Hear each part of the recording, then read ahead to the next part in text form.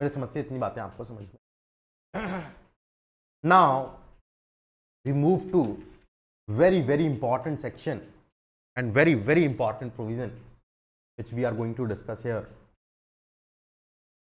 that is section 35. previously it used to be section 41 और 41A दोनों को मर्ज करके आप 35 बना दिया गया है। 41 और 41A दोनों को मर्ज करके जो है आप 35 एक नया प्रोविजन लेकर के आए हैं। यह डील करता है पुलिस की पावर के साथ में। किसके साथ डील करता है? It deals with power of police to arrest without warrant, कि भाई पुलिस जो है बिना वारंट के कब अरेस्ट कर सकती है, पुलिस बिना वारंट के कब अरेस्ट कर सकती है, उसके साथ डील करता है। अलग अलग सिचुएशंस बताता है, नियरली 10 सिचुएशन 10 प्रोविजंस है, ए से लगा करके जे तक। There are 10 situations when police has power to arrest without warrant, बिना वारंट के पुलिस को अरेस्ट करने की पावर्स है। बहुत ध्यान से समझिएगा, आपको कोई डाउट आए, समस्या आए तो तुरंत के तुरंत मुझे बता दीजिए, ठीक है? तुरंत बता देना है, बहुत इंपॉर्टेंट है, ठीक है? चलिए जरा आगे बढ़ते हैं। सब सेक्शन 1 से स्टार्ट करते हैं। Any police officer may without an order from magistrate and without warrant, बिना ऑर्डर के बिना वारंट के अरेस्ट कर सकता है किसी भी व्यक्ति को। किसी भी व्यक्ति को, कौन कौन से व्यक्ति को? सबसे पहला A, who commits in the presence of police officer a cognizable offence, किसी पुलिस ऑफिसर की प्रेजेंस में ही किसी ने अगर कोई कॉग्निजेबल ऑफेंस कर दिया, कोई कॉग्निजेबल ऑफेंस कर दिया। कॉग्निजेबल नॉन कॉग्निजेबल कहां लिखा हुआ है? मैंने बताया था। जनरल प्रोविजन क्या होता है कि 3 साल के ऊपर के पनिशमेंट्स के होते हैं तो उनको हम कॉग्निजेबल ऑफेंस की कैटेगरी में, जनरल मैंने बताया कि जनरल ऐसा हो, और वहां पर पुलिस को पावर होती है बिना वारंट के अरेस्ट करने। तो अगर किसी व्यक्ति ने, ध्यान से सुनिएगा जरा, अगर किसी व्यक्ति ने पुलिस की प्रेजेंस में ही कॉग्निजेबल ऑफेंस कमिट किया है, कारित किया है, पुलिस के सामने ही चोरी कर ली, पुलिस के सामने ही चाकू मार दिया, तो पुलिस के पास पावर है उसको बिना वारंट के, बिना मैजिस्ट्रेट के ऑर्डर के अरेस्ट कर लिया। देखो मैं बताऊं, अरेस्ट जो है it has to adhere the law, it must strictly follow the rules and the law provided for arrest, because arrest जो है वो किसी व्यक्ति की पर्सनल लिबर्टी के साथ में डायरेक्ट इंटरफेयर करता है। Section 21, 22, article 21, 22 of Indian Constitution, again and again in many judgments of the Supreme Court of India, it has been held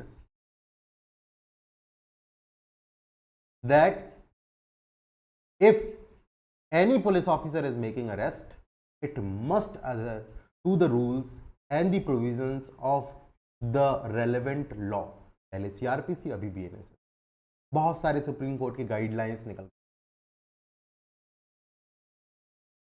तो अरेस्ट जब भी किया जाएगा वो बिल्कुल स्ट्रिक्टली लॉ के जो प्रोविजंस है उनको ध्यान में रखते हुए और उन्हीं कंडीशंस में किया जाना चाहिए जिन कंडीशंस में लॉ के अंदर लिखा हुआ, otherwise arrest should not be made, because what it interferes with is the personal liberty of any person, which is the very basic fundamental right of a person. That is why section 35 becomes very important, कि भाई ये situations हैं, इन 10 situation में आप arrest करिएगा बिना warrant के, otherwise you first get the warrant from the magistrate, order from the magistrate, sorry, and then only proceed for arrest, तब केवल अरेस्ट करनी चाहिए। तो भाई फर्स्ट सिचुएशन देखिए कि आप पुलिस के प्रेजेंस में ही अगर कॉग्निजेबल ऑफेंस कर देते हैं, then you can be arrested by the police, first. Second, against whom reasonable complaint has been made, और देखो मैं और के साथ में आपको एक अलग कलर देते जाऊंगा, और credible information has been receive, has been made, credible information has been receive, और रीजनेबल सस्पिशन एग्जिस्ट। तीन बातें आ गई हैं, तीन सिचुएशन। या तो आपके अगेंस्ट रीजनेबल कंप्लेंट करी जाती है, या आपके खिलाफ क्रेडिबल इंफॉर्मेशन मिली है पुलिस को क्या मिली है, क्रेडिबल इंफॉर्मेशन मिली है, या फिर आपके अगेंस्ट रीजनेबल सस्पिशन है, संदेह है। क्या संदेह है, क्या इंफॉर्मेशन मिली है, क्या कंप्लेंट हुई है कि आपने एक कॉग्निजेबल ऑफेंस कमिट किया, that he has committed a cognizable offence. आपने कॉग्निजेबल ऑफेंस किया है, इस रिगार्डिंग आपकी कंप्लेंट करी गई, या पुलिस को क्रेडिबल इंफॉर्मेशन मिली, या पुलिस को रीजनेबल सस्पेशन है, संदेह है आपके ऊपर कि आपने एक कॉग्निजेबल ऑफेंस किया है। ऐसा वैसा कॉग्निजेबल ऑफेंस नहीं, ऐसा कॉग्निजेबल ऑफेंस जिसकी सजा punishable with imprisonment which may be less than 7 years और विच में एक्सटेंड टू 7, चाहे वो फाइन के साथ हो चाहे फाइन के साथ ना हो। मतलब आपने ऐसा अपराध किया है जिसकी सजा 7 साल या 7 साल से कम है। आपको शुद्ध भाषा में बताता हूं, साफ लैंग्वेज में बताता हूं कि आपने ऐसा ऑफेंस कमिट किया है जिसकी सजा या तो 7 साल है या 7 साल से कम है। You have committed a cognizable offense which is punishable with 7 years or less than 7 years। और इसके रिगार्डिंग पुलिस को या तो कंप्लेंट मिलती है या फिर कोई रीजनेबल सस्पेशन होता है, या फिर क्रेडिबल इंफॉर्मेशन मिलती है कि आपने भाई ऐसा अपराध किया। इतना ही काफी नहीं है, इतने के साथ साथ, इतना हो जाए इसके साथ साथ पुलिस के पास में ये कुछ ग्राउंड्स भी होने चाहिए। कौन कौन से ग्राउंड्स देखो जरा। Namely that police officer has reason to believe on the basis of such complaint, ऐसी कंप्लेंट के बेसिस पे, ऐसे इंफॉर्मेशन के बेसिस पे, ऐसे सस्पेशन के बेसिस पे पुलिस को लगता है कि आपने अपराध कमिट किया है। जो सस्पेशन है या जो इंफॉर्मेशन है या जो कंप्लेंट है, तीन चीजें थी ना, तीनों चीजों के बेसिस पे पुलिस को ऐसा लगता है that you have committed offence. और साथ ही साथ the police officer is satisfied that such arrest is necessary, police को लगता है कि ऐसा अरेस्ट जो है वो जरूरी है। क्यों जरूरी है? इन 3 रीजंस के लिए, इन 5 रीजंस के लिए। कौन कौन से 5 रीजंस के लिए देखो जरा। To prevent such person from committing further offence, कि आप आगे और अपराध ना करें, इसके लिए जरूरी है। या बताओ, इसके लिए जरूरी है, या फॉर प्रॉपर इन्वेस्टिगेशन, इन्वेस्टिगेशन अच्छे से हो सके, आपको अरेस्ट करके लेके आएंगे, आपसे पूछताछ करेंगे, तो प्रॉपर इन्वेस्टिगेशन के लिए जरूरी है। To prevent such person from causing evidence of the offence to disappear और टेम्परिंग, आप एविडेंस के साथ टेम्परिंग ना कर पाओ, एविडेंस को गायब ना कर दो, इसके लिए आपका अरेस्ट होना जरूरी है। देखो, पहला तो वो सेटिस्फाई करना ही है, क्या सेटिस्फाई करना है कि आपने अपराध किया है, और दूसरा इनमें से कोई सी भी एक सिचुएशन सेटिस्फाई करो। पहला तो वो सेटिस्फाई करना है कि भाई पुलिस को लगता है कि आप जो इंफॉर्मेशन उसको मिली, पुलिस को जो कंप्लेंट पुलिस को मिली, या जो सस्पेशन पुलिस को हुआ, उससे पुलिस को लगता है कि आपने ये अपराध किया है। पहली बात तो ये, और उसके साथ साथ इन दूसरे पॉइंट्स में ये 5 चीजों में से कोई भी एक रीजन पुलिस को और चाहिए कि आप आगे अपराध ना करो। उसके लिए जरूरी है कि आपको गिरफ्तार किया जाना चाहिए। पुलिस को लगता है कि आप अगर बाहर रहे तो आप और अपराध करोगे। प्रॉपर इन्वेस्टिगेशन के लिए हो सकता है जरूरी हो, या हो सकता है पुलिस को यह लगे कि आपको इसलिए गिरफ्तार करना जरूरी है कि आपने एविडेंस जो है वो टेम्पर करोगे, आप एविडेंस को गायब कर दोगे, डिसअपियर कर दोगे। उसके बाद next, to prevent such person from making any inducement, threat or promise, TIP, threat, inducement, promise, TIP. TIP किसको करोगे आप टिप करोगे ऐसे लोगों को जो कि गवाही दे सकते हैं, उनको आप इंड्यूस करोगे, देखो मैं तुम्हें इतना पैसा दूंगा, तुम मेरे अगेंस्ट मत बोल। थ्रेट करोगे, मैं तुम्हें जान से मार दूंगा अगर तुमने मेरे खिलाफ गवाही दी। आप प्रोमिसेस करोगे, किस लिए करोगे? To dissuade him from disclosing such facts to the court or the police, कि भाई वो कोर्ट को और पुलिस को ना बताए आपके बारे में। ऐसा करने से आपको अब रोकना है, इस वजह से भी आपको अरेस्ट किया जा सकता है। Next, as unless such person is arrested, his presence in the court whenever required cannot be ensured, and the police shall, अब ये यहां से तो आगे पढ़ेंगे कि भाई पुलिस को लगता है कि जब भी आपको कोर्ट में बुलाया जाएगा, अगर आपको अरेस्ट नहीं किया गया आप तो उपस्थित ही नहीं होंगे कभी कोर्ट में। आपको अरेस्ट करना जरूरी है ताकि आपको कोर्ट में हर बार प्रेजेंट किया जा सके। तो भाई पुलिस के पास या तो कोई कंप्लेंट आती है या कोई क्रेडिबल इंफॉर्मेशन आती है या पुलिस को सस्पेशन होता है कि आपने कोई अपराध किया है जो कि 7 साल तक पनिशेबल है, 7 साल से ज्यादा नहीं, 7 साल तक पनिशेबल है, 7 ईयर्स तक या उससे कम पनिशेबल, और आपने कॉग्निजेबल ऑफेंस किया है, तो ऐसी स्थिति में पुलिस जो है आपको अरेस्ट करेगी। कब? तब जब पुलिस को लगता है ऐसी इंफॉर्मेशन, ऐसे सस्पेशन या ऐसी कंप्लेंट के बेसिस पे पुलिस को लगता है कि आपने अपराध किया है, आपने ऑफेंस किया है। Second, you satisfy one of the 5 things given in second clause. जो सेकेंड क्लॉज है उसके 5 में से किसी एक भी कंडीशन में आप आ जाएंगे। और इतना ही नहीं, आपको आपका रीजन कि आपने अरेस्ट क्यों किया है आपने अरेस्ट, ये भी लिखना पड़ेगा। And the police officer shell record while making such arrest his reasons in writing. आप राइटिंग में उन रीजंस को लिखोगे। फिर इसका प्रोवाइजो लिखा हुआ है, provided that a police officer in all cases where the arrest of a person is not required. भाई ये कंडीशन सेटिस्फाई हो रही है, लेकिन पुलिस को लगता है कि रिक्वायर्ड नहीं है। भाई पुलिस को सस्पिशन है दैट इसने अपराध किया है, लेकिन वो सेकंड में जो सिचुएशंस हैं उनके साथ सेटिस्फाइड नहीं है, उसको नहीं लगता है, उसको लगता है भाई इसका बिजनेस है यहाँ पे, ये कहाँ भाग जाएगा। ये ऐसा व्यक्ति है नहीं जो किसी व्यक्ति को डिसऑर्ड करेगा, थ्रेटन करेगा, ये हमेशा कोर्ट में आता रहेगा। पुलिस को ऐसा लगता है। तो अगर पुलिस को लगता है कि अगर किसी व्यक्ति को अरेस्ट नहीं किया जाना है, उसके खिलाफ कंप्लेंट आई है, क्रेडिबल इंफॉर्मेशन आई है, सस्पेशन आया है, उसके बावजूद भी अगर पुलिस उसको अरेस्ट नहीं कर रही है, ठीक है, तब भी पुलिस क्या करेगी? रिकॉर्ड करेगी रीजंस इन राइटिंग कि उन्होंने अरेस्ट क्यों नहीं किया। आप अरेस्ट कर रहे हैं कॉग्निजेबल केसेस में, तब भी आपको क्या करना है? आपके रीजंस लिखने हैं, व्हाई यू हैव अरेस्टेड।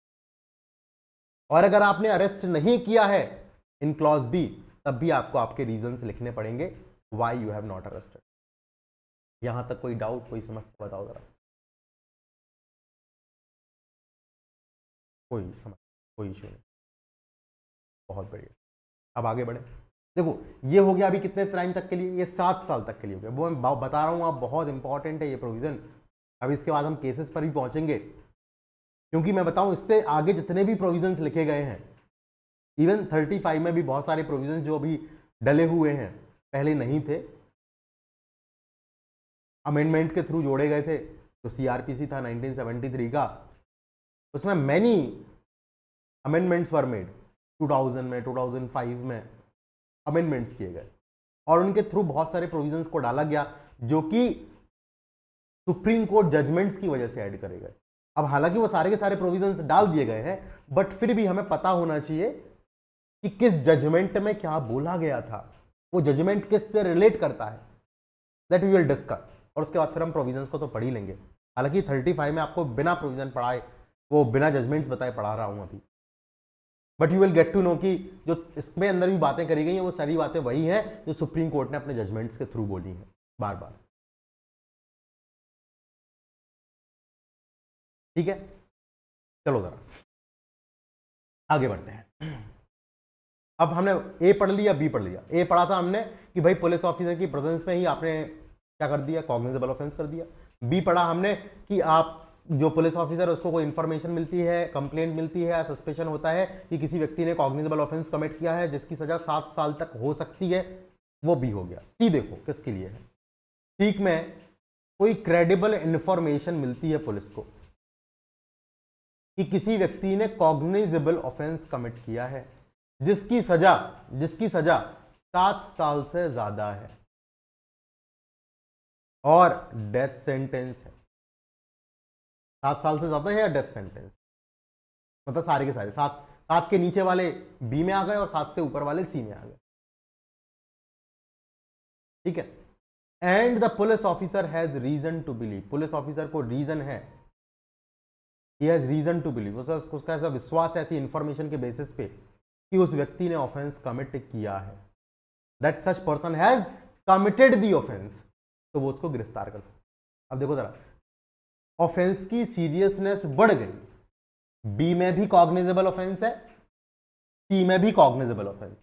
वहां 7 साल से नीचे का था तो वहां पर उसको इंफॉर्मेशन के बेसिस पे लगता था कि उसने अपराध किया है और उसके साथ साथ उसको क्लॉज 2 के अंदर कंटेन्ड 5 कंडीशंस में से किसी एक कंडीशन को सेटिस्फाई करना पड़ता था अरेस्ट करने के पहले।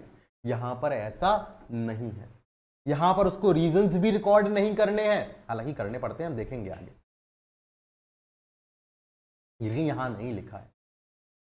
जहां 7 साल से ऊपर का पनिशमेंट है वहां पर अगर पुलिस को यह लग जाता कि हां इस व्यक्ति ने अपराध किया है, they can arrest that person. Is this clear to every one of you?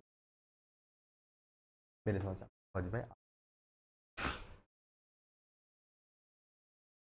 Next D देखो जरा, प्रोक्लेम्ड ऑफेंडर। आप एक प्रोक्लेम्ड ऑफेंडर हो, या तो कोर्ट ने बोला है या स्टेट गवर्नमेंट ने बोला है, ऑर्डर दिया स्टेट गवर्नमेंट ने कि आप प्रोक्लेम्ड ऑफेंडर। प्रोक्लेम्ड ऑफेंडर का मतलब क्या होता है, आपके खिलाफ समन्स जारी करा गया, आप नहीं है, अरेस्ट वारंट जारी करा, आपको अरेस्ट नहीं किया गया, कोई प्रोक्लेमेशन जारी करा, कोर्ट ने नोटिस इशू करा कि भाई आपको इस तारीख को, इस पर्टिकुलर तारीख को आना है, न्यूज़पेपर में छपवा दिया, आपके घर पहुंचा दिया, फिर भी नहीं आए, तो कोर्ट आपके अगेंस्ट एक ऑर्डर निकालता है कि आप अब प्रोक्लेम्ड ऑफेंडर हो। अब आप क्योंकि प्रोक्लेम्ड ऑफेंडर हो गए, आपको कहीं पर भी, कभी भी, कैसे भी गिरफ्तार किया जा सकता है, पुलिस के द्वारा पावर दे दी, ठीक है। तो प्रोक्लेम्ड ऑफेंडर को आप बिना वारंट के गिरफ्तार कर सकते हैं। ई, in whose possession anything is found may be reasonably suspected to be stolen property, and केवल इतना ही नहीं, साथ ही साथ आपके पास कोई ऐसी प्रॉपर्टी मिली है जो कि क्या है, स्टोलन प्रॉपर्टी है, लग रहा है, ऐसा सस्पेशन है, ऐसा संदेह है कि आपके पास जो प्रॉपर्टी मिली है it is a stolen property, और साथ ही साथ ऐसा रीजनेबली बोला जा सकता है, सस्पेक्ट किया जा रहा है कि आपने ऑफेंस करा है ऐसी प्रॉपर्टी के लिए, या तो आपने नोइंगली स्टोलन प्रॉपर्टी को रिसीव करा है, या हो सकता है आपने ही थेफ्ट करा हो। तो आपके पास में स्टोलन प्रॉपर्टी मिली है और ऐसा लग रहा है इस स्टोलन प्रॉपर्टी के रिगार्डिंग आपने ही अपराध किया है, आपने ही अपराध किया, तो भी आपको गिरफ्तार किया जा सकता है। नेक्स्ट, हु ऑब्स्ट्रक्ट देखो, ऑब्स्ट्रक्ट आप रोकते हैं किसको, अ police officer while in the execution of his duty. भाई कोई पुलिस ऑफिसर अपनी ड्यूटी कर रहा है, आप उसको रोकते हैं, और who has escaped or attempts to escape from the lawful custody. या तो ऑब्स्ट्रक्ट करते हैं किसी पुलिस ऑफिसर को तब भी, और या फिर आप क्या करते हैं, एस्केप कर लेते हैं या अटेम्प्ट करते हैं एस्केप करने का लॉफुल कस्टडी से, लॉफुल कस्टडी से। अच्छा, कस्टडी और arrest, what is the difference between the two? Arrest में, अच्छा मैंने आपको क्योंकि अरेस्ट पे लेकर नहीं गया कि what is arrest actually, we have directly started discussing about how the arrest are made in cases of cognizable offense or where police may arrest without warrant. But what is the difference between the two? Arrest जो है custody से कैसे अलग है, या custody और arrest में क्या डिफरेंस, कौन बताएगा?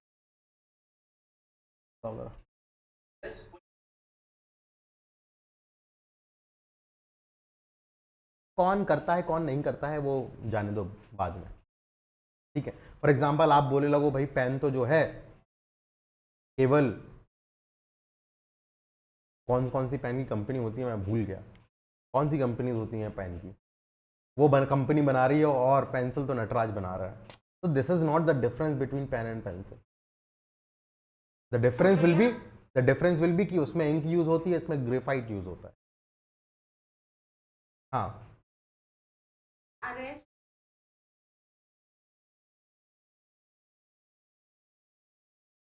ओके अच्छा, कस्टडी नहीं हो सकता है, अरेस्ट के बाद ही कस्टडी होती है। ओके मैं आऊँगा, आपको पूछूंगा दोबारा से स्वाति एक प्रश्न, लेकिन उसके पहले और कोई कुछ बोलना चाहता है, कोई और कुछ बताए अरेस्ट और कस्टडी के बारे में।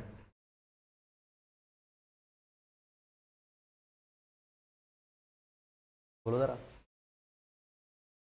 What is the difference between arrest and custody, क्या डिफरेंस होना चाहिए?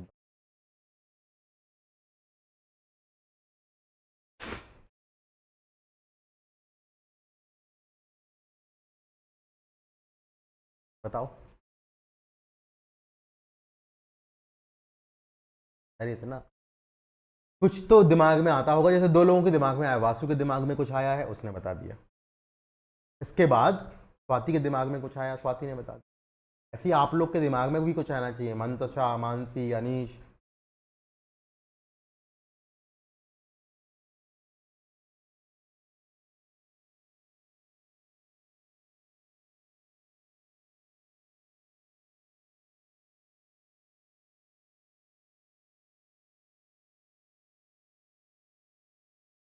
बताओ, अरे कुछ तो विचार आ रहे होंगे। अरे ऐसे कैसे हो रहा, आप लोग ऐसी बना रहे हो, विचार नहीं आ रहा है आपको। मंतशा आप बताइए, अनम्यूट योरसेल्फ।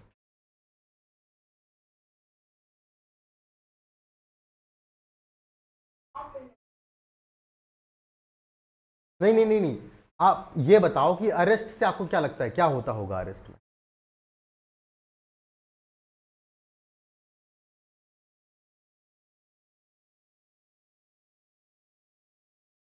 बिल्कुल, डिटेंशन हो रहा है, आपको कन्फाइन किया जा रहा है, आपके मूवमेंट को रिस्ट्रिक्ट किया जा रहा है। कस्टडी क्या ऐसा है? अब स्वाति मैं आपसे प्रश्न पूछता हूं, जो मैंने बोला था कि मैं आपसे पूछूंगा। देखो ये बताओ, क्या लीगल गार्जियन की पेरेंट की कस्टडी नहीं होती है अपने बच्चे की? बच्चे की कस्टडी किसकी होती है? लीगल गार्जियन की, उसकी पेरेंट की। तो क्या वो कस्टडी नहीं है? तो कस्टडी का मतलब है कंट्रोल होना, चार्ज होना दूसरे व्यक्ति पर। कस्टडी का मतलब क्या है? To have control or charge upon some other person. आ रही है बात समझ में? फिजिकल डिटेंशन होना जरूरी नहीं है कस्टडी के लिए। कस्टडी के लिए फिजिकली डिटेन होने की जरूरत नहीं है, it is not necessary at all. लेकिन अरेस्ट में कन्फाइनमेंट होगा, उसको तभी अरेस्ट बोल सकते हैं जब उसके मूवमेंट्स को रिस्ट्रिक्ट कर दिया जाए, कन्फाइन कर दिया जाए, तब बोला जाता है यू आर अंडर अरेस्ट। सारी बात समझ? तो कोई लॉफुल कस्टडी से भाग गया, लॉफुल कस्टडी से रन कर गया, भाई उसके ऊपर चार्ज था जेलर का, जेल से भाग गया। Officer in charge of police station अपने स्टेशन हाउस में उसको रखे हुए था, वहां से भाग गया। क्लियर? तो ऐसे व्यक्ति को भी अरेस्ट किया जा सकता है। ऑब्स्ट्रक्ट करता है जो, एस्केप करता है जो, या सॉरी ऑब्स्ट्रक्ट करता है या एस्केप करता है, उन दोनों को अरेस्ट कर सकते हैं बिना वारंट के। ठीक, नेक्स्ट देखो जरा। Who is reasonably suspected of being a deserter from any armed forces of union. आप यूनियन में, देश के लिए आर्म्ड फोर्सेस में काम कर रहे थे, आपको वहां से क्या कर दिया गया, आपने वहां कोई अपराध किया और आपको डिजर्टर डिक्लेयर कर दिया जाता है, भगोड़ा, आप भाग गए, आपको पुलिस जो है बिना वारंट के अरेस्ट कर सकती है। ठीक है। H, who have been concerned or against whom reasonably complaint has been made or credible information has been received or reasonable suspicion exists of his having concerned in any act committed at any place out of India. India से बाहर आपने offence किया है, if committed in India, अगर वो India में commit करा होता आपने, आपको सजा होती उस अपराध के लिए। भाई आप क्या करें, आप गए यूएस घूमने और आपने वहां पे एक अपराध कर दिया, आपने चोरी करी, अगर वो चोरी इंडिया में करी होती तो आपको सजा कहां होती, इंडिया में होती या नहीं होती। अब आपने वो यूएस में करी है, यूएस में लागू नहीं है भाई, मान लीजिए वो लॉ। अब आप इंडिया वापस भाग के चले आए और इंडिया और यूएस के बीच में एक्सट्राडिशन पॉलिसी है। एक्सट्राडिशन पॉलिसी मतलब हमारे यहां के ऑफेंडर्स आपके पास भाग के चले जाएंगे, आप हमें सौंप देंगे, हमारे यहाँ के आपके पास भाग के चले जाएंगे तो आप हमें सौंपेंगे, और आपके हमारे पास आ जाएंगे तो हम आपको सौंप देंगे। एक्सट्राडिशन पॉलिसी है।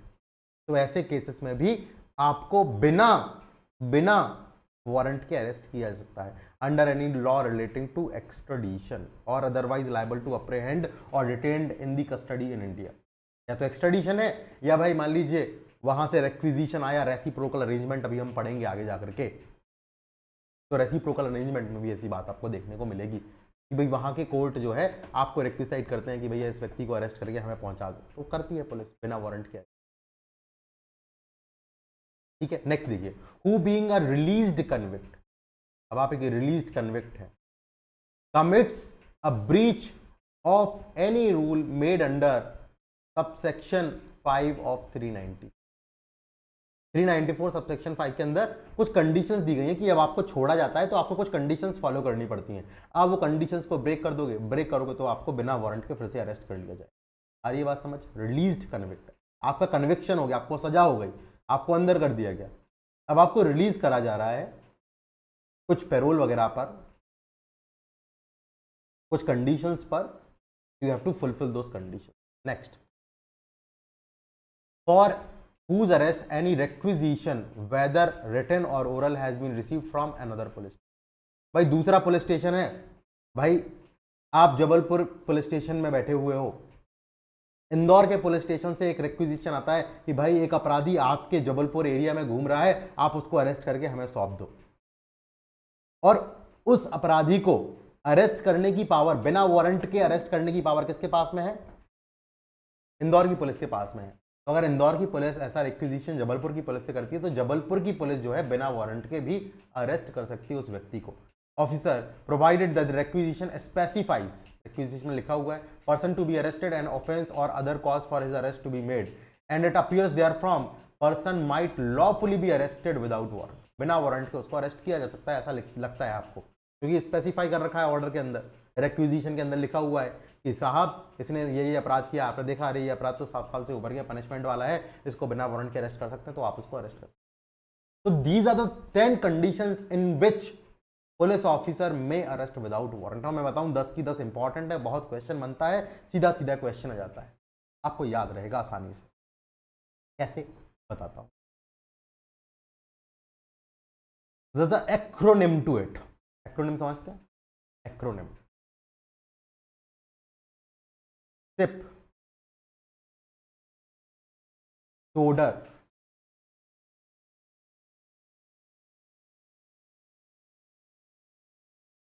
क्या बोला मैंने? सिप, सोडर, और इसको भी आप डबल आई कर दो, सिप सोडर, सिप सोडर। कितने हैं देखो जरा, 1 2 3 4 5 6 7 8 9 10, पूरे 10 हो गए। अब देखो कैसे याद रहेगा। सी से cognizable offence, cognizable offence in presence of police officer. I, information, information के 2 हैं, देखो इंफॉर्मेशन के कितने हैं? 2 हैं, एक 7 साल वाला और एक 7 साल से ज्यादा वाला। है कि नहीं है? जो पहला वाला 7 साल तक वाला है उसमें 2 कंडीशन फुलफिल करनी है, 7 साल से ज्यादा वाला है उसमें 1 कंडीशन फुलफिल करनी है। P, proclaimed offender. S, stolen property. O, obstruct. D, deserter. E, extradition. R, released convict. और फिर से आर आ गया, ये हो गया आपका रेक्विजिशन। हो गए 10 के 10 या नहीं हुए? याद रहेंगे आपको कि नहीं रहेंगे? सिप सोडर, ये आपको याद रखना, सिप सोडर एक्रोनिम है, डबल आई सिप सो DERR, this is the word सिप सोडर। आपको इतना याद रखना, 35 आपका पूरा आपके दिमाग में छपा रहेगा। Is this clear to every one of you or not? बताओ जरा जल्दी। मैं दिखाऊं आपको, सारे के सारे वर्ड्स दिखा देता हूं, तो it will be easy for you.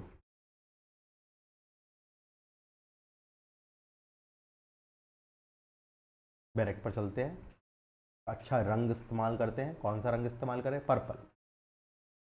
Cognizable information, C, information. D, proclaimed offender. E, stolen property. F, obstruct. G, deserter. Extradition, released and requisition। हो गए सारे? सिप्सोडर हो गया, आ गया समझ? Is this clear to every one of you or not? रहेगा ध्यान, भूलोगे तो नहीं, रहेगा ना? रहना चाहिए।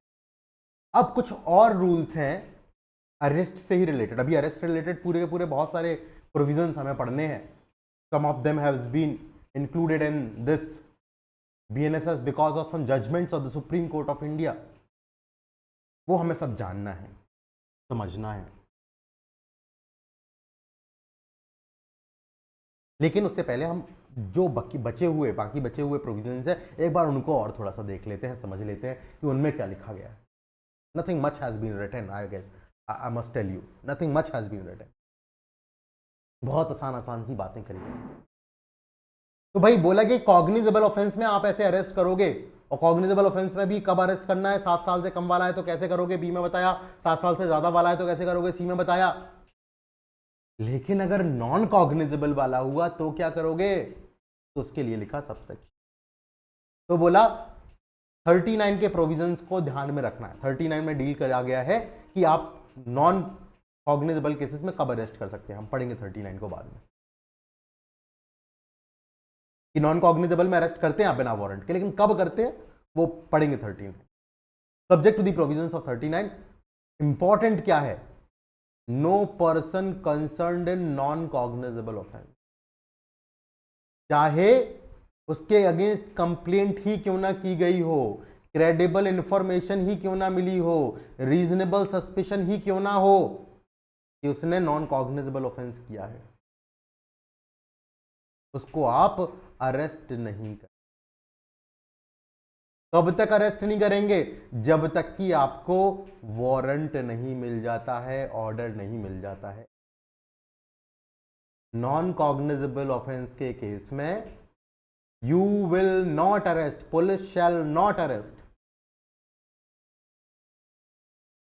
Any person who is concerned in non cognizable offence. कब तक अरेस्ट नहीं करेंगे? जब तक कि पुलिस के पास में वारंट ना हो, मैजिस्ट्रेट के पास से निकला हुआ ऑर्डर ना हो, तब तक आप अरेस्ट नहीं।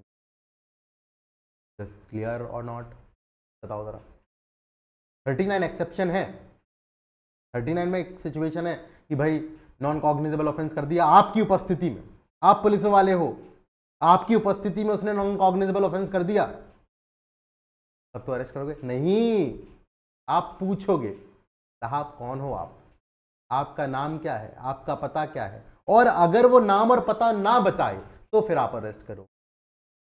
नाम और पता ना बताए तो फिर आप अरेस्ट करो, नॉन कॉग्निजेबल। ये बताता है 39।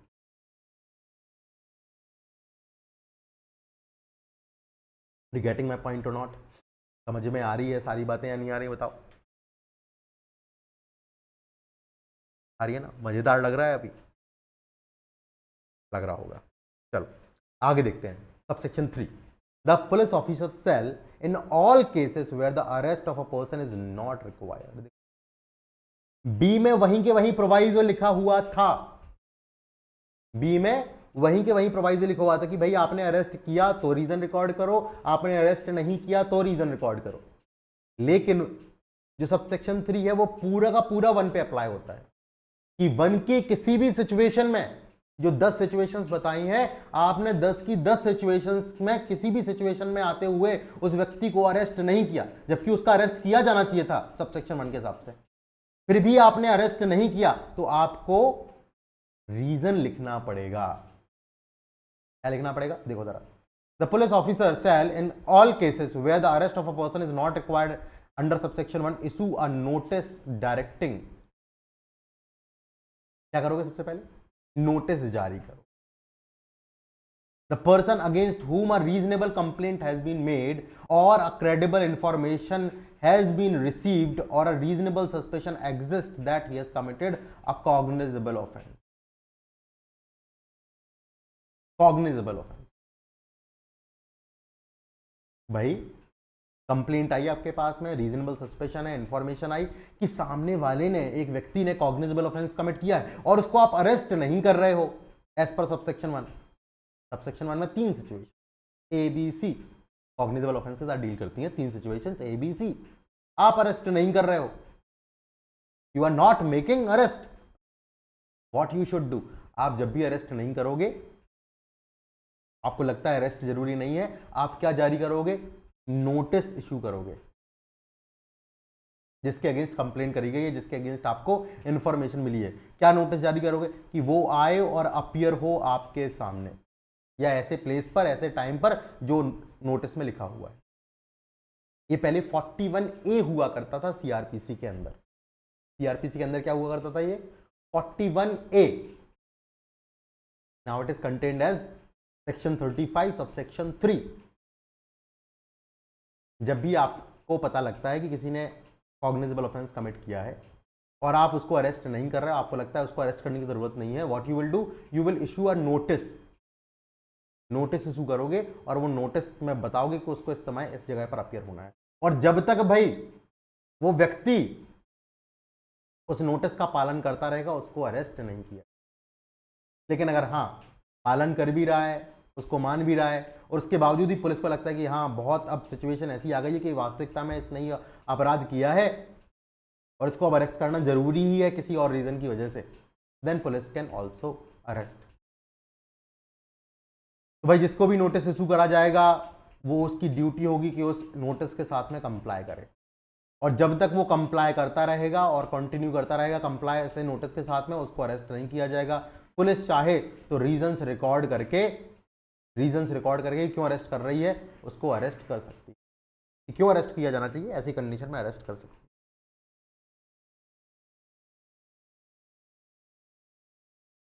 अगर मान लीजिए वो पर्सन जो है वो फेल कर जाता है कंप्लाई करने से, नोटिस भेजा गया कि भाई अपीयर होना, वो अपीयर नहीं हुआ, या क्या करता है, he is unwilling to identify himself, वो अपने आप को आइडेंटिफाई नहीं कर रहा है, तो ऐसे केस में पुलिस जो है में subject to the orders that have been passed by the competent court arrest him for the offense। ऐसा क्यों लिखा है subject to the orders? बहुत बार वो एंटीसिपेटरी बेल ले चुका होगा, तो भाई होल्डर के ऑर्डर्स तो आप मानोगे और उसके बाद में उसको अरेस्ट नहीं करोगे, बेल पे छोड़ दोगे उसको। ठीक है, इसके बाद वो जो लास्ट चीज मैं आपको बता रहा था कि जहां पर आप ये देखो सीरियस सिचुएशन आ गई है, what the serious situation is कि जिसको अरेस्ट किया जाना है वो अगर ऐसा ऑफेंडर है, ध्यान देना जरा, ऐसे अक्यूज को आप क्या करना चाहते हैं, अरेस्ट करना चाहते हैं जिसमें ऑफेंस की सजा केवल 3 साल तक की है, less than 3 years. Offence is punishable with punishment less than 3 years. और साथ ही साथ वो व्यक्ति, साथ ही साथ बोल रहा हूं मैं, ऐसा नहीं कि 3 साल का कोई भी भाई व्यक्ति हो तो नहीं, नहीं नहीं नहीं, 3 साल तक की सजा हो और साथ ही साथ वो व्यक्ति या तो इन्फर्म हो या 60 इयर्स की एज से ज्यादा हो, 60 साल से ऊपर का व्यक्ति हो या इन्फर्म बीमार वगैरह व्यक्ति है, और जिस ऑफेंस के लिए उसको आप अरेस्ट करना चाहते हैं उसकी सजा केवल 3 साल तक की है, तो आप अरेस्ट करने से पहले परमिशन लेंगे, प्रायर परमिशन लेंगे। किसकी? जो कि डिप्टी सुपरिटेंडेंट ऑफ पुलिस हो, डीएसपी या उससे ऊपर के अधिकारी की आप परमिशन लेंगे और उसके बाद ही ऐसे व्यक्ति को अरेस्ट करेंगे। It is a new provision, इसको आप बिल्कुल दिमाग में रखिएगा, ध्यान रखिएगा। कब परमिशन लेनी है? जब offence is punishable only with imprisonment up to 3 years, not 3 years, up to 3 years, मतलब below the 3 years, less than 3 years। 3 साल हो तो फिर नहीं, 3 साल से कम होना चाहिए, 2 साल, 1 साल। और पर्सन साथ ही साथ क्या है, इन्फर्म है या 60 साल से ऊपर का हो चुका है। तो ऐसे केसेस में आप क्या करेंगे? पहले परमिशन लेंगे डीएसपी की। ऑब्वियस सी बात है, you are interfering with the liberty of a person, और ऐसे सिचुएशन में अरेस्ट कर रहे हैं जहां पर बहुत ही माइनर सा ऑफेंस है, भाई ज़्यादा बड़ा अपराध तो होगा नहीं, यहाँ पे सजा 3 साल से कम है, मतलब छोटा अपराध होगा, कॉग्निजेबल जरूर है लेकिन छोटा अपराध होगा। तो ऐसी सिचुएशन में आप क्या करेंगे? डीएसपी की कंसेंट लें, और साथ ही साथ वो व्यक्ति बीमार भी है, इन्फर्म है, 60 साल से ऊपर का है, तो अरेस्ट मत करें। उससे पहले प्रायर परमिशन लीजिए। डीएसपी एक हायर रैंक का ऑफिसर है या उससे ऊपर के हायर रैंक के ऑफिसर से आप बात करिए, they will understand the gravity of the case and then they will give the permission or deny it. It is up to their discretion. तो यहां तक आप मुझे बताओ, 7 क्लॉजेस हमने पढ़ लिए हैं, 7 क्लॉजेस में आपको कोई डाउट आया? मैं आपको नोटिस वाली बात एक बार फिर से रिपीट कर देता हूं। 7 क्लॉजेस, वो नोटिस वाली बात एक बार रिपीट कर। भाई आपकी ड्यूटी है कि आपको अरेस्ट करना था, आपने अरेस्ट नहीं किया। सबसेक्शन 1 में आपके पास कंप्लेंट आई है, क्रेडिबल इन्फॉर्मेशन आई है, सस्पेशन आया है कि एक व्यक्ति ने कॉग्निजेबल ऑफेंस करा है, चाहे वो बी की बात हो चाहे वो सी की बात हो, चाहे वो बी की बात हो चाहे वो सी की बात हो। आपके पास में इन्फॉर्मेशन आई that some person has committed cognizable offence, और आपको ऐसा लगता है it is not required to arrest that person, आपको लगता है उस व्यक्ति को अरेस्ट करने की जरूरत नहीं है। तो ऐसी सिचुएशन में आप क्या करेंगे? ऐसी सिचुएशन में आप नोटिस जारी करेंगे, उस व्यक्ति को बोलेंगे कि आप अपीयर हो, आप हमारे सामने इस तारीख को, इस डेट पे, इस पर्टिकुलर प्लेस पे अपीयर हो। वो अपीयर जब तक होता रहेगा, कंप्लाई करता रहेगा, उसको अरेस्ट नहीं। लेकिन अगर वो कंप्लाई नहीं करता है, अपने आप को आइडेंटिफाई नहीं कराता है, तब पुलिस ऑफिसर जो है उसको अरेस्ट कर सकता है। मेरी समझ से इतनी बातें आप सभी को क्लियर हो गई। This clear to every one of you?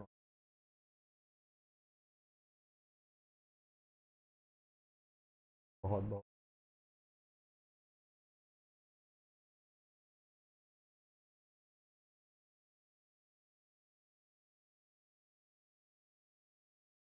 अब मान लीजिए एक सिचुएशन, किसी पुलिस ऑफिसर के पास में पावर नहीं थी अरेस्ट करने, कोई भी कंडीशन सेटिस्फाई नहीं, और उसने कोई अरेस्ट कर लिया, तो वो अरेस्ट क्या कहलाएगा? Illegal arrest. क्या कहलाएगा? वो इल्लीगल अरेस्ट कहलाएगा। अब इस इल्लीगल अरेस्ट के लिए जो पुलिस ने कर लिया है, इसका प्रभाव क्या होगा? If a person has been arrested illegally, what is the effect of it on trial? तो ट्रायल पे इससे कुछ फर्क नहीं पड़ता है, बस आपको ये बात दिमाग में रखनी है। If a illegal arrest is made, it does not vitiate, vitiate मतलब दूषित, खराब नहीं करता है ट्रायल को। Trial is well and good, बहुत बार पुलिस करती है ऐसा, ठीक है। Then there is another term, formal arrest. Formal arrest, formal मतलब नाम का अरेस्ट करते हैं। भाई आप ऑलरेडी एक अपराधी हो, आप ऑलरेडी जेल में हो, आप ऑलरेडी पुलिस कस्टडी में हो, आप ऑलरेडी जुडिशियल कस्टडी में हो, पेपर पे तो दिखाना पड़ेगा ना कि आपको अरेस्ट कर लिया है दूसरे केस में, उसको बोलते हैं फॉर्मल अरेस्ट। कभी कभी शब्द से आ जाते हैं, आपको ऐसे शब्द पता होने चाहिए, ठीक है।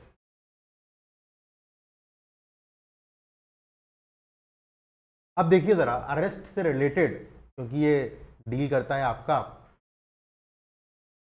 इंटरफेयर करता है आपका पर्सनल लिबर्टी के साथ में, राइट टू लाइफ के साथ में। तो many judgments have come from the Supreme Court of India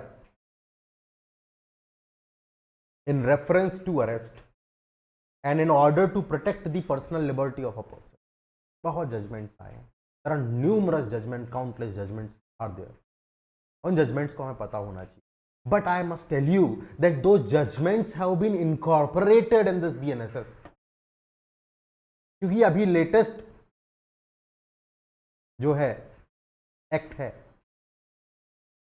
recent legislation है ये, तो इसमें उन सारे जजमेंट्स को ऑब्जर्व किया गया है, उन सारे जजमेंट्स के रूल्स एंड रेगुलेशंस को इनकॉर्पोरेट किया।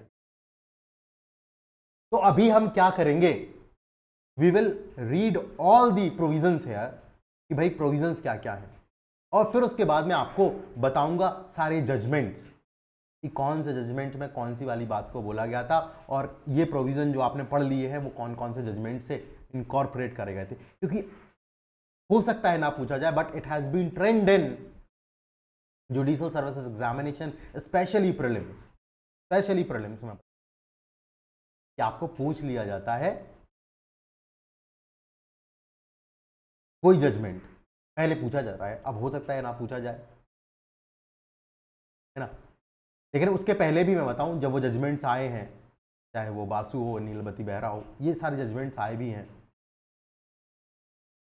तो उनको इनकॉर्पोरेट करा गया डिफरेंट अमेंडमेंट से भी। 1973 जो सीआरपीसी था उसमें भी उनको इनकॉर्पोरेट करा। But let us first read what are the provisions here, जो इंपॉर्टेंट है, एटलीस्ट 39-40 तक तो हम पढ़ेंगे, और उसके बाद फिर हम जजमेंट्स पर आएंगे, then we will discuss the other provisions. फिर बाकी तो आगे जो है वो वन लाइनर है, यहाँ तक थोड़े से इंपॉर्टेंट बनते हैं आपके, 42-43 तक तो इंपॉर्टेंट है थोड़ा। उसके बाद जो प्रोविजंस है they are just one liners, एक एक लाइन के, ठीक है। तो यहां से स्टार्ट करते हैं जरा। Procedure of arrest and duties of officer. भाई अरेस्ट कैसे करा जाएगा, अभी तो हमने पढ़ लिया कि आप अरेस्ट कर सकते हैं ऐसी ऐसी सिचुएशन में, बिना वारंट के अरेस्ट करेंगे ऐसी सिचुएशन में। भाई जहां पे आपको वारंट दिया गया तब तो आपके पास अथॉरिटी अरेस्ट करने की, आप अरेस्ट करिए।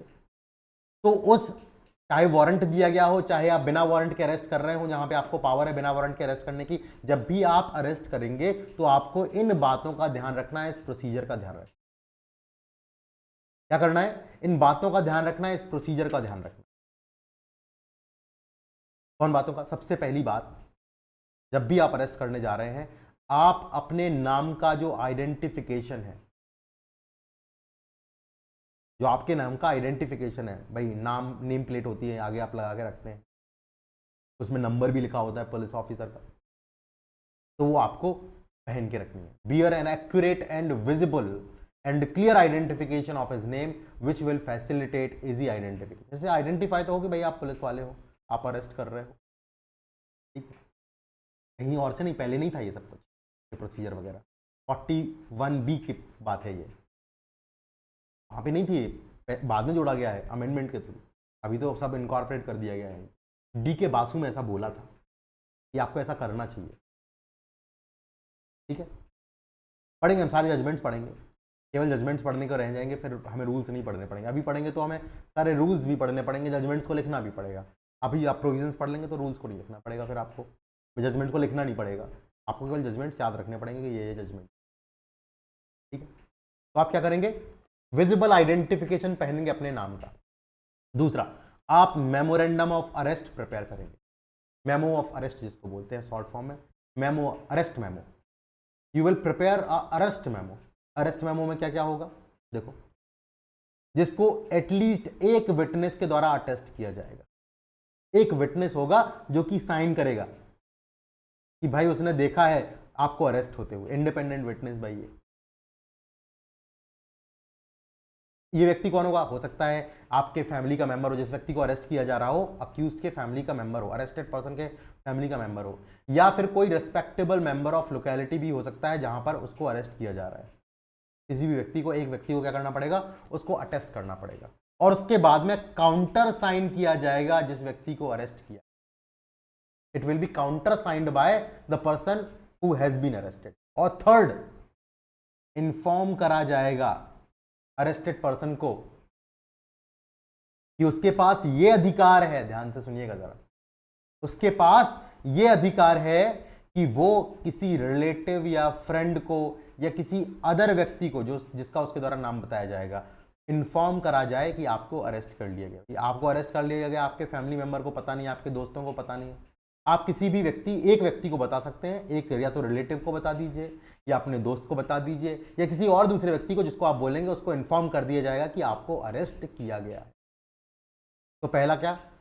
विजिबल आइडेंटिफिकेशन पहनो, अरेस्ट मेमो प्रिपेयर करो। अरेस्ट मेमो में 2 लोगों के साइन लेने हैं, एक तो विटनेस हो गया, दूसरा उसी व्यक्ति के साइन कराने हैं जिस व्यक्ति को अरेस्ट किया गया है, तीसरा उस व्यक्ति को इन्फॉर्म करो जिसको अरेस्ट कर रहे हो कि भाई आपके पास में अधिकार है कि आप अपनी फैमिली को,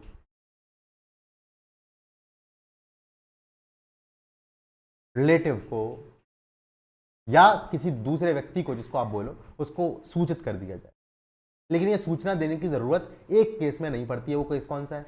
मान लीजिए आपके ये यहां पे देखो ना जरा, अटेस्ट करना था एक विटनेस के द्वारा। अगर मान लो आपकी फैमिली मेंबर ने ही अटेस्ट किया है तो आपके फैमिली मेंबर को तो ऑलरेडी पता है कि आपको अरेस्ट किया गया, तो ऐसे सिचुएशन में फिर आपको यह इंफॉर्मेशन देने की जरूरत नहीं होती है, unless the memorandum is attested by member of his family. अगर फैमिली मेंबर ने ही अटेस्ट कर दिया है तो फिर इंफॉर्मेशन देने की जरूरत क्या है? फैमिली को ऑलरेडी पता है कि आपको अरेस्ट किया गया है। ठीक है, समझ आपको बात समझ। Designated police officer, very important. अभी अलग से इसको इस तरीके से जोड़ा गया है कि इसमें एएसआई की एक अलग से रैंक जोड़ी गई है ना, उसको रिस्पॉन्सिबल ठहराया गया इस पर्टिकुलर चीज के लिए। इस वजह से आपको ये इंपॉर्टेंट हो जाता है और एग्जाम में आ सकता है। भी आया भी एक एग्जाम में मेरे समझ से, जो रिसेंटली एक एग्जाम हुआ था, नॉट एबल टू रिमेंबर, एक महीने भर के अंदर 2-3 एग्जाम्स हुए हैं, तो एक एग्जाम के अंदर ये क्वेश्चन आया भी हुआ। The state government shall, state government क्या करेगी? Establish a police control room हर एक डिस्ट्रिक्ट में और स्टेट लेवल पे, स्टेट लेवल पे और हर एक डिस्ट्रिक्ट में एक कंट्रोल रूम होगा। ठीक है, क्या होगा? कंट्रोल रूम होगा। कंट्रोल रूम में होना क्या है देखिएगा जरा। Designate a police officer in every district and in every police station, हर एक डिस्ट्रिक्ट में और हर एक पुलिस स्टेशन में जो कि एएसआई रैंक से नीचे का नहीं हो, एएसआई हो या उससे ऊपर, असिस्टेंट सब इंस्पेक्टर हो या उससे ऊपर की रैंक का व्यक्ति हो, उसको डेजिग्नेट करेगी। Who shall be responsible for maintaining information about the names and address of the person arrest, कि भाई जितने भी लोगों को अरेस्ट किया जाएगा, लाया जाएगा, आप उनका सबका रिकॉर्ड जो है मेंटेन करके रखेंगे कि भाई किसको अरेस्ट किया गया, किस ऑफेंस के लिए अरेस्ट किया गया, कौन से उसके ऊपर चार्ज हैं। ठीक है, और इसको फिर आप डिस्प्ले करेंगे in any manner including digitally mode in every police station and district headquarter. और इस सब की क्या करा जाएगा? एक लिस्ट लगा दी जाएगी कंट्रोल रूम के बाहर, वो भी करना और साथ में डिजिटली भी करना है। अगर आपकी कोई वेबसाइट वगैरह है, कुछ है, तो उस पर भी डिस्प्ले होना चाहिए। हर एक डिस्ट्रिक्ट हेडक्वार्टर में इसको डिस्प्ले होना चाहिए कि इन लोगों को क्या हुआ है, अरेस्ट किया गया है, इस पर्टिकुलर अपराध के लिए अरेस्ट किया गया। होता ऐसा कुछ नहीं है, लेकिन फिर भी यहाँ पर लिखा हुआ है, हो जाएगा भविष्य में, बहुत अच्छी बात है। अरेस्टेड पर्सन को ये तक पता नहीं लगता है कि आखिर उसको किस लिए अरेस्ट किया गया है, उसको ये भी पता नहीं लगता है कि उसको अरेस्ट भी किया गया है या नहीं किया गया है। बहुत बार तो सिचुएशन इस हद तक बदतर हो जाती है, 2-2, 3-3 दिन पुलिस उसको पुलिस स्टेशन के अंदर रखती है और पता नहीं लग पाता है कि उनको अरेस्ट किस वजह से किया गया है। तो situation can be this in practical, है ना। बट यहाँ बोला गया है कि भाई स्टेट गवर्नमेंट एक police control room district level पे बनाएगी, स्टेट लेवल पे बनाएगी, जहां पर हर एक डिस्ट्रिक्ट में, हर एक पुलिस स्टेशन में एक ऑफिसर जो है, पुलिस ऑफिसर जो है वो अपॉइंट किया जाएगा, जो कि एएसआई रैंक से ऊपर का होगा, एएसआई या एएसआई रैंक से ऊपर का अधिकारी होगा, जो कि मेंटेन करेगा इन्फॉर्मेशन कि भाई किसको अरेस्ट किया गया, उनके एड्रेसेस क्या है, नेचर क्या है ऑफेंस का जिसके लिए उसको अरेस्ट किया गया है, जिसके लिए उसको चार्ज किया गया है, और फिर इसको डिस्प्ले करा जाएगा पुलिस हेडक्वार्टर्स में, वो पुलिस स्टेशन में और डिस्ट्रिक्ट हेडक्वार्टर में, और डिजिटली भी आप चाहें तो उसको डिस्प्ले करेंगे। 38, अब मैं बताऊं जरा, ये सारे सेक्शंस बड़े इंपॉर्टेंट हैं। 35, 30 नंबर, सेक्शन नंबर बता रहा हूं मैं आपको, पूछ लेगा कि कंट्रोल रूम वाला कहां दिया गया है। 37, ठीक है, इस तरीके से पूछ लिया जाता है, तो इस वजह से आपको यहां पे सेक्शन नंबर्स भी याद रखने। 38, right of arrested person to meet an advocate of his choice during investigation. जब आपकी इन्वेस्टिगेशन हो रही है, वो सॉरी इंटरोगेशन हो, इन्वेस्टिगेशन में इंटरोगेशन, आपको अरेस्ट क्यों करा गया है भाई? आपको अरेस्ट इसलिए करते हैं कि आपका इंटरोगेशन करेंगे, आपसे पूछताछ करेंगे, तो इन्वेस्टिगेशन आगे बढ़ेगी, इसलिए तो अक्यूज को अरेस्ट किया जाता है, सस्पेक्ट को अरेस्ट किया जाता है। इंटरोगेशन कर रहे हैं तो आप चाहें तो आप इंटरोगेशन के दौरान, ध्यान से सुनिएगा जरा, आप इंटरोगेशन के दौरान आपके एडवोकेट से मिल सकते हैं। During investigation you can meet your advocate of your choice, meet advocate of your choice, जो भी आपकी चॉइस का एडवोकेट है उससे आप मिल सकते हैं। ये राइट है एक्यूज्ड पर्सन, अरेस्टेड पर्सन का, सॉरी अरेस्टेड पर्सन का ये अधिकार होता है कि उससे इंटरोगेशन के दौरान उसके वकील से मिलने दिया जाए। लेकिन जो इंपॉर्टेंट चीज है, जो एग्जाम में बार बार हर बार पूछी जाती है, वो ये नहीं कि मिलने का अधिकार होता है। मिलने का अधिकार होता तो है, ड्यूरिंग द इन्वेस्टिगेशन होता है, दो नॉट थ्रू आउट इंटरोगेशन, दो नॉट थ्रू आउट इंटरोगेशन, लेकिन पूरी इंटरोगेशन के दौरान वो उपस्थित रहे ये जरूरी नहीं है भाई। इंटरोगेशन के दौरान आप मिल सकते हो, लेकिन पूरी इंटरोगेशन के दौरान वो उपस्थित भी रहे वहां पर, ऐसा नहीं। When any person is arrested, interrogated by police, he shall be entitled to meet an advocate of his choice during investigation. Interrogation के दौरान आप मिल सकते हो अपने एडवोकेट, दो not through out investigation. Very important है ये लास्ट वाली लाइन, आपको बिल्कुल दिमाग में रखनी है, ठीक है। अब 39 को आप पहले से जानते हैं। 39 को कैसे जानते हैं?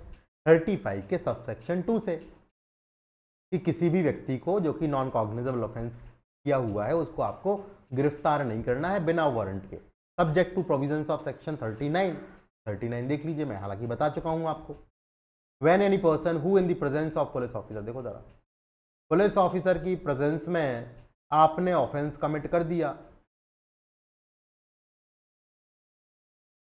ऑफेंस कमिट कर दिया, पुलिस ऑफिसर की प्रेजेंस में आपने नॉन कॉग्निजेबल ऑफेंस कमिट कर दिया, या फिर आपके ऊपर आरोप लगाया जा रहा है कि आपने नॉन कॉग्निजेबल ऑफेंस कमिट किया, और फिर पुलिस वाला आपके पास आता है और आपसे बोलता है कि भाई साहब आपका नाम बता दो और एड्रेस बता दो, लेकिन आप क्या करते हो? रिफ्यूज करते हो। What you do? You refuses on demand of such officer to give his name and address, ठीक है। या फिर आप नेम और एड्रेस देते हो जो कि पुलिस वाले को लगता है साहब ये तो गलत बता रहा है, ये तो सही नहीं बता रहा है, ठीक है, बिलीव टू बी फॉल्स। तो ऐसी सिचुएशन में पुलिस ऑफिसर जो है चाहे तो ऐसे व्यक्ति को अरेस्ट कर सकता है, किस पर्पस के लिए? वेरी इंपॉर्टेंट, इस पर्पस के लिए कि उसका सही नाम और एड्रेस का पता लगा पाए, in order that his name और रेसिडेंस में बी असर्टन किया जा सके, सुनिश्चित किया जा सके कि उसका नाम और एड्रेस क्या है। भाई आपको नाम और एड्रेस पता लग गया, उसको छोड़ दो। When the true name and the residence of such person has been ascertained, पता लग गया, he shall be released on bond or bail bond, उसको बॉन्ड और बेल बॉन्ड पे छोड़ दिया जाएगा कि वो मैजिस्ट्रेट के सामने जब भी बुलाया जाएगा वो प्रोड्यूस होगा, ठीक है, provided that if such person is not resident in India. लेकिन भाई जिस व्यक्ति को गिरफ्तार आपने किया था, अरेस्ट किया था, वो पर्सन रेसिडेंट ही नहीं है इंडिया का, तो फिर आपको ऐसी कंडीशन में एक सियोरिटी की जरूरत पड़ेगी या सियोरिटीज की जरूरत पड़ेगी जो कि इंडिया का रेसिडेंट हो। कोई दिक्कत यहां तक बताओ जरा, ठीक है।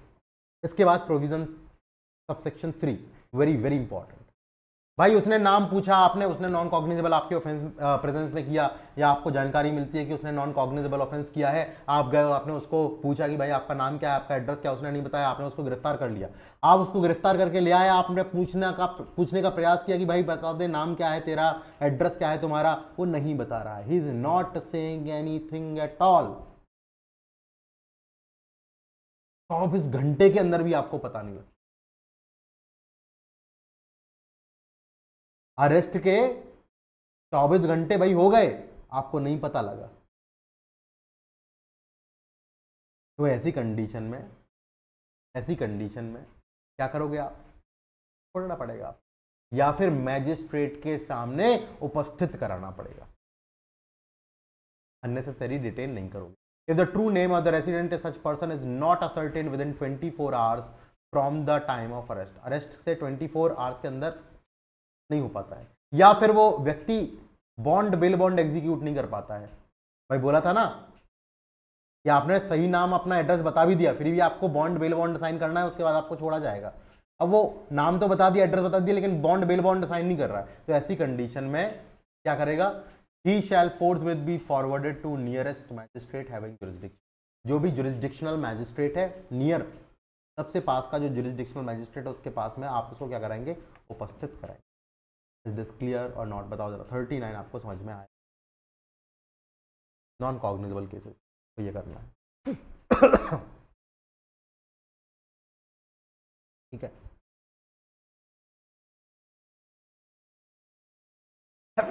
सॉरी।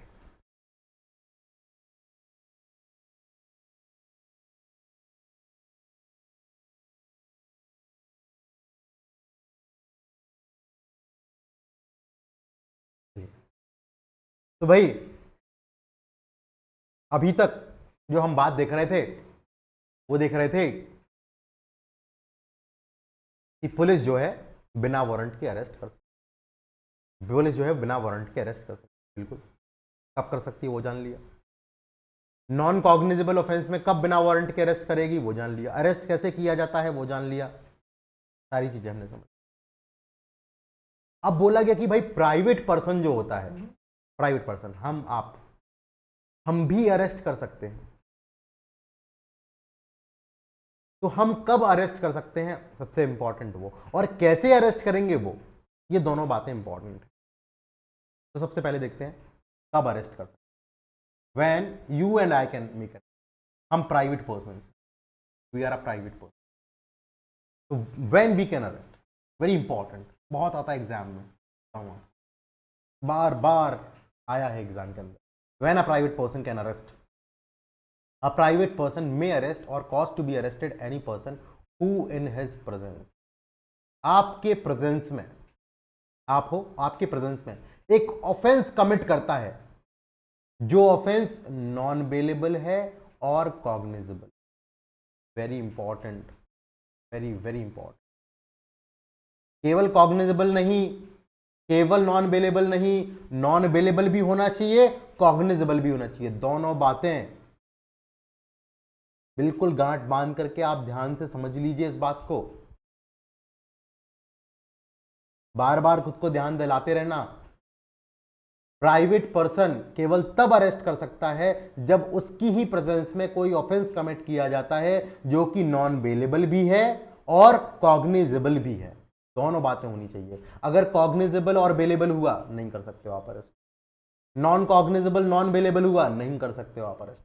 कॉग्निजेबल भी होना चाहिए, नॉन बेलेबल भी होना चाहिए। ठीक है, यही पूछा जाएगा बार बार। और प्रोक्लेम्ड ऑफेंडर हो उसको कर सकते हो, भाई प्रोक्लेम्ड ऑफेंडर है उसको अरेस्ट कर सकते। अब करोगे क्या अरेस्ट करके? अरेस्ट करके बिना डिले किए हुए, अरेस्ट करके बिना डिले के, विदाउट अननेसेसरी डिले, 6 घंटे के अंदर अंदर, 6 आवर फ्रॉम सच अरेस्ट, आप उस व्यक्ति को ले जाओगे और पुलिस ऑफिसर को सौंप दोगे। और अगर पुलिस ऑफिसर नहीं है तो आप नियरेस्ट पुलिस स्टेशन में उसको लेकर के जाओ। ये बात समझ में कि नहीं आ रही है?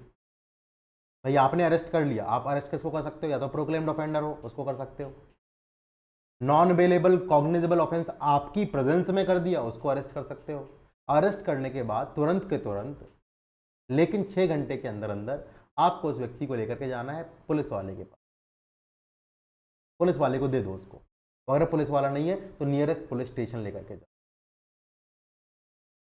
अब देखो, जब भी आप पुलिस स्टेशन लेकर के जाओगे तो पुलिस वाला क्या करेगा, शैल टेक हिम कस्टडी। लेकिन कब, अगर उसको लगता है सब सेक्शन 1 के 35 में बताई हुई किसी भी सिचुएशन, कोई भी सिचुएशन सेटिस्फाई होती है। भाई पुलिस ऑफिसर कब अरेस्ट कर सकता है, 35(1) में। भाई वही है ना, मे अरेस्ट विदाउट वारंट। 35(1) में 10 सिचुएशन लिखी है जब पुलिस ऑफिसर अरेस्ट करता है, तो उसको लगता है 35(1) में से किसी भी एक सिचुएशन के अंदर ये बंदा फिट बैठता है, then such police officer shall take arrested person into his custody. ठीक है, और फिर ये तो हो गई कब, जब उसने 35(1) के किसी एक में आ गया। अगर उसको यह पता लगता है कि भाई इसने कॉग्निजेबल ऑफेंस नहीं किया है, नॉन अवेलेबल नहीं किया है, इसने एक नॉन कॉग्निजेबल ऑफेंस, और वो क्या करता है, रिफ्यूज करता है। क्या करने से बताओ जरा, नाम और पता देने से। ठीक है, तो फिर उसको 39 सेक्शन से डील करोगे।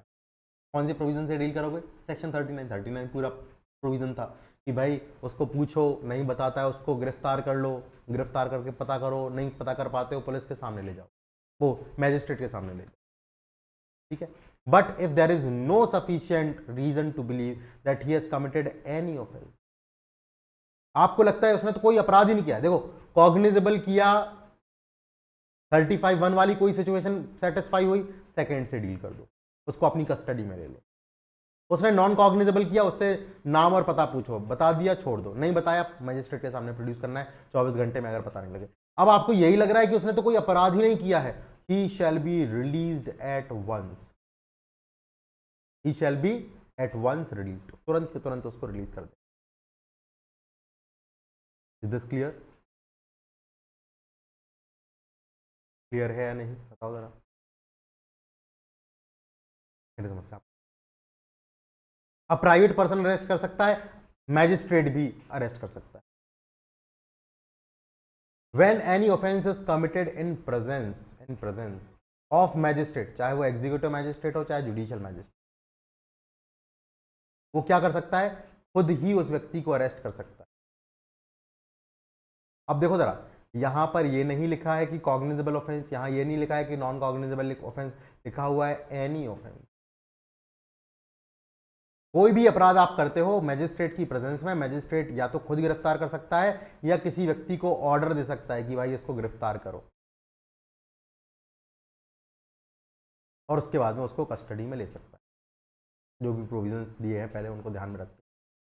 ठीक है, ये तो एक सिचुएशन हो गई। दूसरा, अगर कोई magistrate, any magistrate whether executive or judicial, may at the time of arrest direct the arrest in his presence within his local jurisdiction of any person whose arrest he is competent at the time and in the circumstances to issue warrant। भाई आपने magistrate की presence में offence किया, कोई सा भी अपराध किया, मैजिस्ट्रेट आपको गिरफ्तार कर सकता है या करवा सकता है।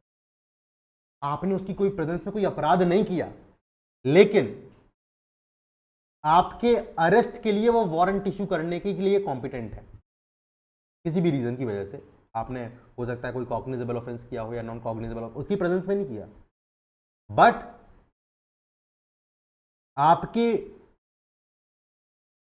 अरेस्ट के लिए वो मैजिस्ट्रेट जो है वो वारंट इशू कर सकता है, उसके पास पावर है कि आपके अरेस्ट का वो वारंट जारी कर सके। तो ऐसी सिचुएशन में वो आपको अरेस्ट भी कर सकता है और आपको अरेस्ट करवा भी सकता है। वारंट इशू करने की जरूरत नहीं है, आप सामने हो उसके, अरेस्ट करवा लेगा।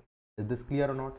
कोर्ट में ज़्यादा काम में आता है, आप कोर्ट में ही उपस्थित हो, आपका अरेस्ट वारंट इशू कर सकता था, बोलेगा अभी के अभी अरेस्ट कर लो, अरेस्ट वारंट इशू करने की जरूरत नहीं है। आपने उसकी प्रेजेंस में कोई अपराध नहीं किया, but he is competent to issue arrest warrant, that is why he can order the arrest of yours. Is this clear to every one of you or not, बताओ जल्दी, को समझ में आया ये? बहुत बढ़िया। तो आज के लिए इतना ही रखते हैं। कल जो है हम 42 से आगे की कहानी स्टार्ट करेंगे, और 42 से आगे की कहानी स्टार्ट करने से पहले हम कुछ केस लॉस को समझेंगे। अरेस्ट हमने लगभग समझ लिया है। अब अरेस्ट के बाद क्या होता है, अरेस्ट कर लिया आपने, अरेस्ट के बाद क्या करोगे? कस्टडी में लेकर के जाओगे, उसको टॉर्चर करोगे? नहीं करोगे। मार मारोगे पुलिस कस्टडी में? नहीं करोगे। ठीक है, तो क्या करोगे, क्या नहीं करोगे? एग्जामिनेशन कराओगे, मेडिकल एग्जामिनेशन कराओगे, मजिस्ट्रेट के सामने कब लेकर के जाओगे? इस सभी से रिलेटेड प्रोविजंस जो है वो हमें जानने हैं। वन लाइनर प्रोविजंस हैं, वो सारे प्रोविजंस मैं आपको बता दूंगा। और स्पेशली आपको आपके जो बैरेक्ट का जो इंडेक्स मैंने आपको फोटो कॉपी कराने के लिए या प्रिंट आउट लेने के लिए बोला था, उसके आगे ये पॉइंटर्स जो है आपको लिखते हुए जाना है। ठीक है, clear? So that is all for today's class. If you have any doubt,